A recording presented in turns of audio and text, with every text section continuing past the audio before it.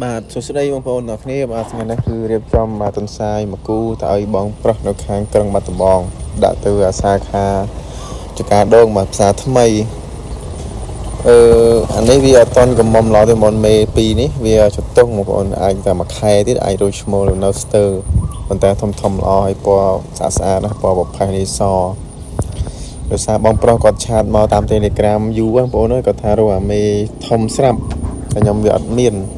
ដល់ពេលអញ្ចឹងទៅក៏ម្រងថាចាំមើលខែ11ខែ12ក្រែងមានចែកឲ្យគាត់អាមេស្បាស្រាប់ប៉ុន្តែខ្លាចយូរពេកក៏លក់អាមេដិតថាទុកពូជខ្លួនឯងឲ្យគាត់ទៅបាទមកគូនេះខ្ញុំដកទុកពីតូចទុកពូជថាទុកខ្លួនឯងនេះក្រោយមកខ្ជិលឲ្យគាត់ចាំលក់អាហ្នឹងទៅហើយអាមួយហ្នឹងកូនកាត់បងប្អូនកាត់តិចបាក់ហ្នឹងហើយដោយសារគាត់ថាគាត់មានឈ្មោលមកគូហើយនៅផ្ទះបើជាមេគាត់ងាប់ហ្នឹងគាត់ថាវាយូរខែគាត់មិនដែលមានបានមេជន់អញ្ចឹងគាត់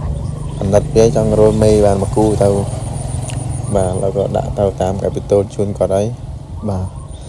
ហើយឥឡូវនេះក៏អត់មានទេបងប្អូនអាមេបាស្រាប់ហ្នឹងមានតែកូនសម្រាប់លក់ហើយបងប្អូនបើត្រូវការកូនសាយអាចឆាតចូលពេកបានបាទអរគុណច្រើន